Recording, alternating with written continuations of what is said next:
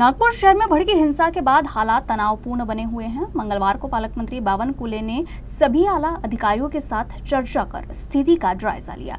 उन्होंने कहा कि मुख्यमंत्री लगातार हालात पर नजर बनाए हुए हैं। घटना में 34 पुलिसकर्मी और 5 नागरिक घायल हुए हैं, जबकि 50 से 55 वाहनों को आग के हवाले कर दिया गया।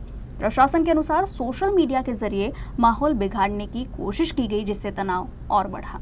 मतलब 5 एफआईआर हमने दाखिल किए हैं अभी तक, जो भी एफआईआर्स और जहाँ जहाँ एरियाज़ में हुई हैं, उसके अलावा 50 लोगों से ज़्यादा हम लोगों ने कस्टडी में लिए हैं अभी। राज्य सरकार ने कड़ा रुख अपनाते हुए कहा है कि दंगाइयों के खिलाफ सख्त कार्रवाई की जाएगी। इस संबंध में अब तक 5 एफआईआर दर्ज की जा चुकी हैं और 50 लोगों को हिरासत में लिया गया है। पुलिस अब ट्रिगर पॉइंट की जांच कर रही है और कॉल रिकॉर्ड खंगाले जा रहे हैं, ताकि इस घटना के मास्टरमाइंड तक पहुंचा जा सके। या घटनेमुळे जखमी पोलीस जास्त झालेले आहेत। नागरिक 4-5 नागरिक जखमी आहेत, त्यातले 3 डिस्चार्ज झाले आहेत, 2 जखमी आहेत। ते त्यांच्याकडे औषधोपचार सुरू आहे। 50-55 वाहनं त्या ठिकाणी जाळले गेले आहेत। खरं तर सोशल मीडियाच्या माध्यमातून ज्या पद्धतीने कालपासून वेगवेगळ्या पद्धतीने जे नागपूरमध्ये वातावरण बिघडवण्याचा प्रयत्न ज्या सोशल मीडिया अकाउंटमध्ये झाला आहे, त्यातनं मग पुढं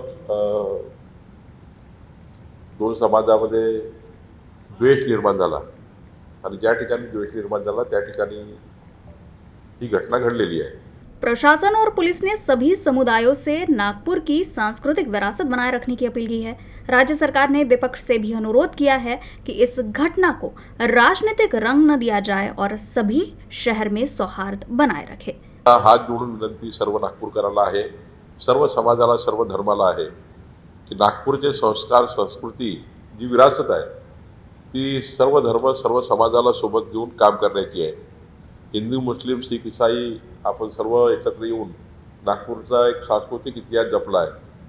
तर हा सांस्कृतिक इतिहास नागपूरच्या भूमीमध्ये हा कायम राहावा, आपला सलोख हा कायम राहावा, याकरता सर्व जनतेने, सर्व समाजाने, सर्व संघटनांनी, आमच्या शासनाच्या पक्षांनी आणि विरोधी पक्षांनी सर्वांनी मिळून या ठिकाणी शांतता प्रस्थापित करण्याचं कार्य आम्हाला करायचं आहे। प्रेस कॉन्फ्रेंस में भाजपा नेता बावन कुले ने बताया कि पुलिस ने अपनी जान की परवाह किए बिना 2 समुदायों के बीच ढाल बनकर खड़ी रही, जिससे हालात और न बिगड़े। उन्होंने कहा कि आगे आने वाली शोभा यात्राओं को लेकर भी सुरक्षा के पुख्ता इंतजाम किए जा रहे हैं। मला असं वाटतं की जर पोलिसांनी सावधगिरी बाळगली नसती तर पोलीस ढाल बनवून त्या ठिकाणी भरले नसते। पोलीस जखमी झाले, काय झाले? पोलिसांनी ढाल तयार केले। 2 समाजाच्या मधात पोलीस उभे होते। आता पोलिसांचा इतका मोठा काम त्यांनी केल्यानंतर तुम्ही पोलिसांना माहिती नव्हता, पोलीस कसा त्या ठिकाणी पोहोचून त्या ठिकाणी व्यवस्थित त्यांनी सांभाळला। पोलिसांनी शहर, नागपूर शहर आणि आमची शांतता समिती असेल, आमच्या गावागावात वार्डावार्डात शांतता समित्या आहेत, त्या सर्व समित्या एकत्र येऊन येणारे सर्व सण त्योहार, मुस्लिम असो, हिंदू असो, ईद असो, येणारे आमचे हनुमान जयंती असो, सर्व त्योहारमध्ये आम्ही सर्व समाज एकत्र येऊन काम करू। फिलहाल नुकसान का पंचनामा किया जा रहा है और हालात को सामान्य करने के लिए प्रशासन हर संभव प्रयास कर रहा है। चलिए, पंचनामा चालू कर दिया है कलेक्टर ने।